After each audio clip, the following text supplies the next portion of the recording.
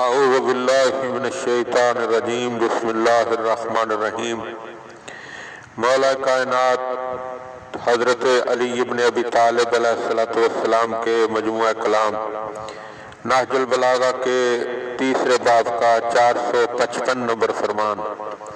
وقال علیہ السلام، آپ علیہ السلام نے ارشاد فرمایا، وسئل، اور آپ سے پوچھا گیا، من اشعر الشعراء، کہ سب سے بڑا شاعر کون ہے؟ فقال علیہ السلام، تو آپ علیہ السلام نے ارشاد فرمایا، ان القوم لم یجروا فی حلبۃ، شعراء کی دوڑ ایک روش پر نہیں تھی، یعنی ان کے اشعار ایک جیسے نہیں تھے، ایک موضوع پر نہیں تھے۔ تعرف الغایۃ عند قصبتها، کہ کوئی سبقت لے جانے سے ان کی آخری حد کو پہچانا جا سکے۔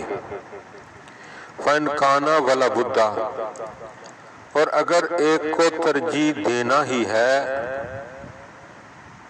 فَالْمَلِكُ الذِّلِّيلُ، تو پھر ملک ذلیل ہے، یعنی گمراہ بادشاہ ہے۔